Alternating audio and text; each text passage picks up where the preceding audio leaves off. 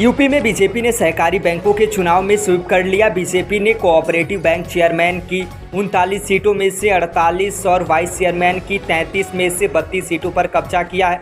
इस चुनाव में जीत ने एक बार फिर यूपी में योगी सरकार और बीजेपी संगठन की ताकत का एहसास कराया है।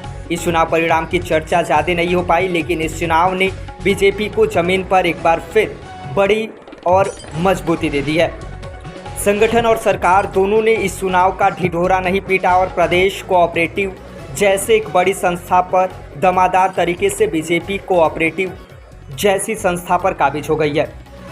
यह चुनाव इतना अहम होता है कि गांव से लेकर किसान तक की कल्याणकारी योजनाओं से जुड़ा हर काम सहकारिता क्षेत्र से जुड़ता है और जिसने भी अपनी पकड़ यहाँ बनाई उसके लिए चुनाव राह भी आसान हो जाती है। यही वजह रही कि मुलायम सिंह यादव ने हमेशा से सहकारिता या कोऑपरेटिव के चुनाव पर पार्टी का फोकस बनाए रखा था। सर, जगन वाइस चेयरमैन के रूप में आप चुने गए हैं, क्या प्राथमिकताएं होंगी और किस तरह से सहकारिता को आगे बढ़ाने का काम करेंगे? मैं पिछले 25 वर्षों से सहकारिता के किसी न किसी संस्था में संचालक रहा हूँ, अध्यक्ष भी रहा हूँ, उपाध्यक्ष भी रहा हूँ। मैं निरंतर सहकारिता के बीच में ही काम कर रहा हूँ। भारतीय जनता पार्टी ने मेरे सहकारिता में कार्य करते हुए मेरे अनुभव और मेरी दूरदर्शिता को दृष्टिगत रखते हुए पार्टी के अंदर मैं काम कर रहा था, इसको दृष्टिगत रखते हुए मुझे यहाँ वाइस चेयरमैन का पद दिया है। और मेरी प्राथमिकता होगी कि यूपी कोऑपरेटिव बैंक जो अभी जिस भी स्थिति में है और बहुत अच्छी स्थिति में है, हमारी सरकार आने के बाद पिछले 5 वर्षों में बहुत काम किया हम लोगों ने, माननीय मंत्री जी ने भी बहुत काम किया है और इसको भी और बेहतर करने का प्रयास करेंगे।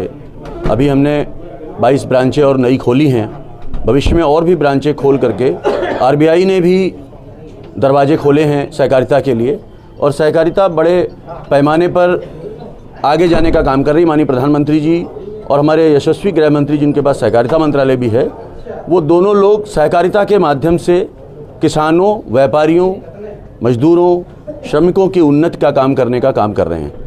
हमारा बैंक आने वाले समय में सभी तरह के लोन कर रहा है और आगे भी हम गृह का भी लोन कर रहे हैं, कार का भी कर रहे हैं। ऐसे और जो भी अपॉर्चुनिटीज़ हैं उसके क्षेत्र में हम जाएंगे। पैक्स को लेकर बड़ी अहम भूमिका। पैक्स हमारी निचली इकाई है।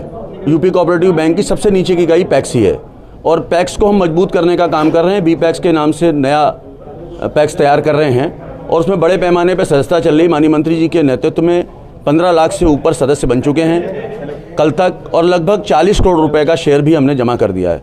ये शेयर का लक्ष्य हमारा 30 तारीख तक 100 करोड़ का और 20 लाख सदस्य बनाने का लक्ष्य माननीय मंत्री जी ने तय किया है, जिसको हर हालत में पूरा किया जाएगा और हम माननीय मंत्री जी के नेतृत्व में यूपी कोऑपरेटिव बैंक को और आगे लेकर जाएंगे, ऐसा मेरा मानना है। माननीय योगी आदित्यनाथ जी की सरकार और माननीय नरेंद्र मोदी जी की सरकार किसानों के हित में बड़े बड़े निर्णय ले रही है, बड़े बड़े काम कर रही है सहकारिता के क्षेत्र में।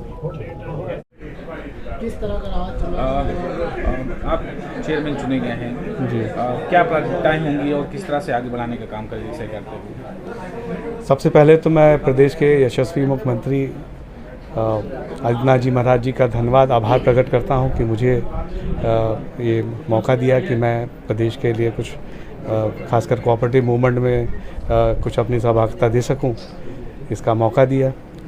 और जो हमारा त्रिस्तरीय जो व्यवस्था है हमारे उत्तर प्रदेश कोऑपरेटिव बैंक का, उसके ढांचे को हम और मजबूत करेंगे।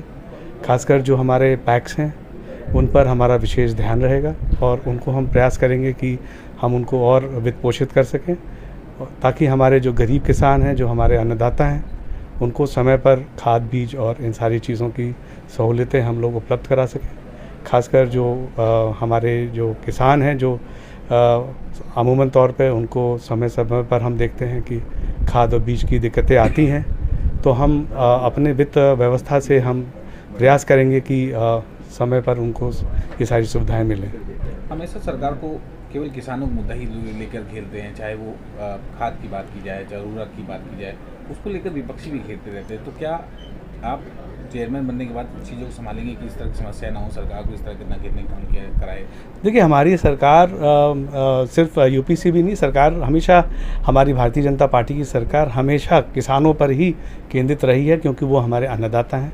और विपक्ष का काम जो है वो तो अपनी बातें वो हमारे पक्ष में तो नहीं कहेंगे, हम उनसे उम्मीद भी नहीं करते हैं, लेकिन हमारी जो प्राथमिकता हमेशा रही है किसानों को हम हर तरीके से उनको वित्त पोषित समय समय पर करते रहते हैं और हम कोशिश करते हैं कि उनके जो खाद और बीज की जो खासकर जो सप्लाई का रहता है उसको हम लोग समय पर पूरा करें और किसान हमारी हमेशा प्राथमिकता है, उनके हम देखते हुए हम उनका मदद के लिए आगे रहते हैं, तत्पर रहते हैं।